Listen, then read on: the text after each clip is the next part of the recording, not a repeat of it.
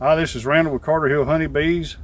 Today is Saturday, April the 3rd, 2021, and I want to talk about something that I've been neglecting all my beekeeping career until last year, and that is monitoring mites. And my neglect in that department has caused me several years of leaving honey and money and bees on the table. A lot of losses every year, probably 35 or 40% most of the years.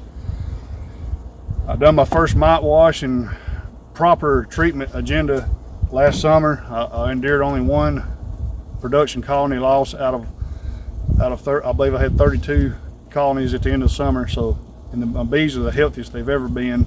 So I'm very well pleased with this. But this, you got to, in my opinion, what I'm saying here, this is my opinion and my observation, but in my mind, it's very important to know in your mite treatment strategy if what you're doing is working, and this is what will tell you. Yes, it's going to kill 300 bees, but that's a small price to pay to ensure the colony's success throughout the year. I have put together a mite wash kit, and I want to show this today, and I want to show you how I do the mite wash. I give the entire credit for this to Scientific Beekeeping. This is entirely Randy Oliver's model that I've copied. None of this is mine, but it's a very good, I feel like it's a very good way to properly monitor mites, and I think it's the most accurate by far. And this is the only way I've really ever tried to do it.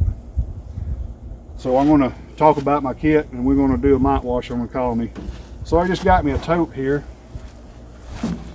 And this will make it, this is the easiest way to do it, I think. I've got a Rubbermaid 11.4 quart dish pan, and then I got a half cup scoop. This is what you're going to scoop the bees in. And what's nice about this with the Rubbermaid dish pan is notice how the curve of the scoop perfectly fits that corner, and that makes scooping the bees up real easy. Also, after a few times of doing it, you'll be able to pretty much tell how many bees you need in here. You shake the bees in here and you kind of bump it. The field force that you don't want to sample, they'll fly back to the hive. The ones that stay in here are the nurse bees. That's the ones that most likely have the mites on them. Those are the ones you want to sample. So I've got this dish pan, and I got a half a cup scoop. I have a coffee strainer, and this is for pouring and recycling your water that you're using to do the mite wash. This will catch the mites and allow you to recycle your mixture over and over. I got a half teaspoon measure, and I'll tell you what that's for in a moment. I have a magnification mirror, and for this technique, this can be handy, especially if you have trouble looking up or you don't want to look up to count your mites. And I'll show how this works in a little bit. And then I've actually got a few of these Easy Mite Check by Vito Pharma. These are pretty well known. You can get these out most of the bee supply companies. So this is what I use. Now last summer, due to the pandemic we had going on, there was no way to get any alcohol to do a mite wash with. So fortunately, I looked on Randy Oliver's site, and I guess he was having the same troubles. And he tested some stuff, and he come up with this recipe to do a mite wash. I call it a mite wash now instead of alcohol wash, but it's basically the same thing. But through some research, he was able to determine that Dawn Ultra mixed with water at a ratio of 2 tablespoons per gallon was just as effective as 91% isopropyl alcohol. And I think he has actually converted to using this because it's a lot cheaper to do. So this is the only thing I've used because I just started doing this last year. So I've got this is just a 2 quart container. I went around and washed all my colonies, 50 something last year. So this would easily do 40 or 50 colonies. You'll lose a little bit of water every time you do the mite wash, but you can do 30, 40, 50 colonies with this much easily. So I'm going to show you how I mix this up. You don't want it to really be sudsy. So this is a half a gallon. So I'm going to put half the dishwashing liquid in there. So we're going to wind up putting a tablespoon in there. So that's half. And that's 1. And I'm just going to kind of stir that around in there for a few seconds.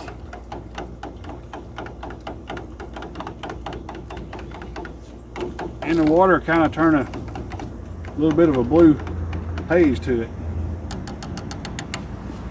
So now I can put that, it's real handy to have you a little bin like this to keep everything together. Like I say, this is my mite wash kit.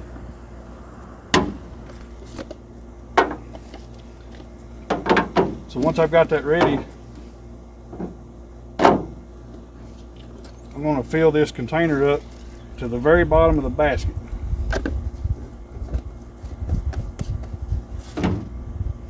And now I'm ready to go pull my sample.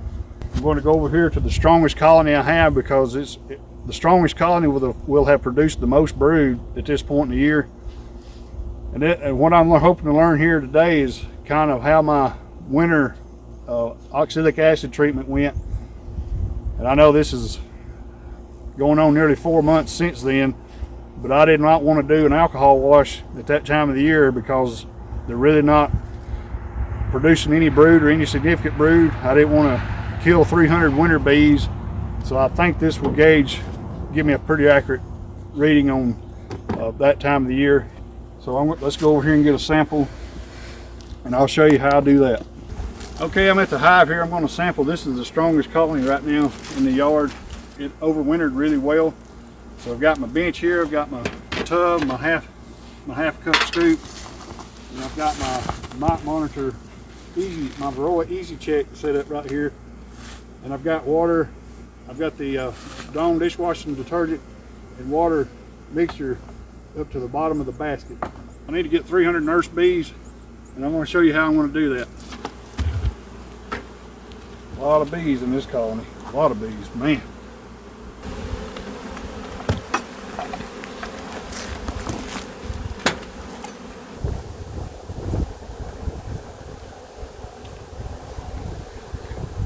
Okay, here's a frame with the open larvae on it, young larvae.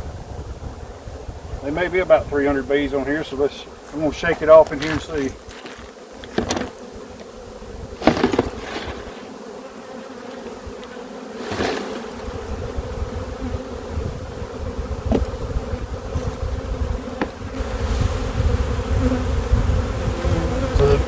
Bees will pretty much separate themselves right here.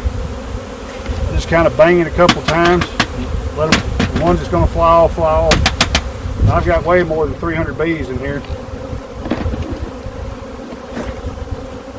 So this does two things. Dump them in this dish. The bees will separate themselves out. The foragers will fly off. It also gives you an opportunity to look for the queen, and I highly suggest you take that opportunity. There's been several times I saw the queen in here doing this, so you definitely don't want to wash her. So I've looked really carefully, and I'm pretty sure she's not in here. I got the bees down in the corner like this right here. Scoop the bees and get them even on the top. Dump them in there, cover that up. Then the remaining bees dump back in the hive. Okay, the bees I got in here, I'm going to give them a couple of up and down shakes. All right, now I've come back to the tailgate of the truck. The sample of bees is under the foam. So I give them a shake up and down. That covers all the bees, and that way I can open it up and fill the vessel up without losing any bees. So there's a really hard to see line up close to the top of the basket. So you fill it up to there. The foam's a little bit of an issue, but it's really not that bad. You just kind of screed it off the top. So once you get the lid on here, I learned this last year.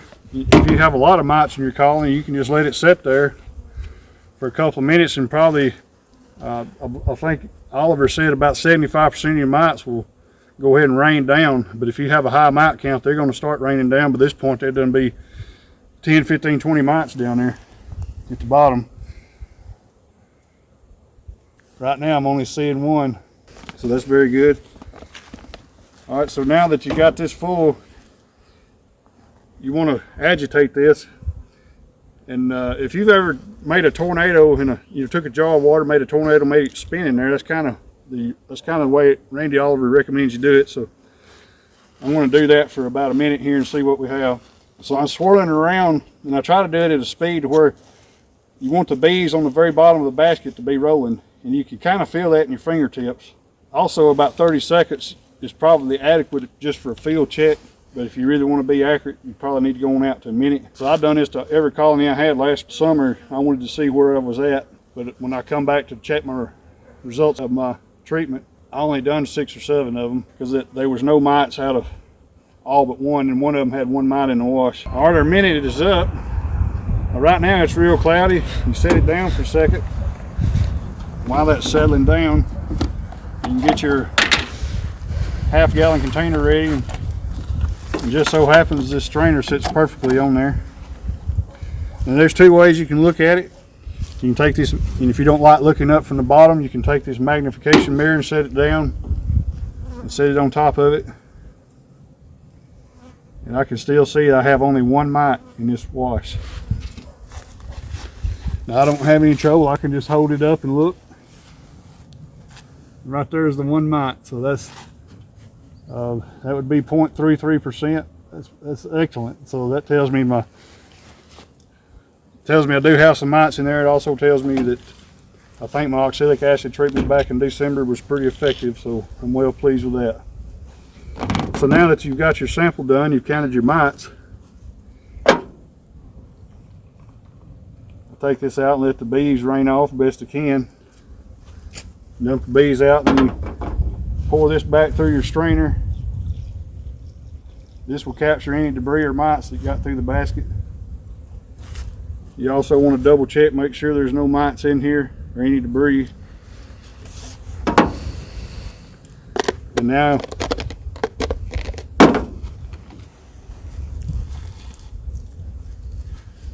you're ready to repeat the process. Notice I lost very little water. Just took a few minutes. I clearly see the advantage to taking the time to do this, and I will be doing this for the rest of my beekeeping career. I wanted to show how I did this, and like I say, this all comes from Randy Oliver, scientificbeekeeping.com. Very good information, but I appreciate you for joining me on this video, and we'll see you next time.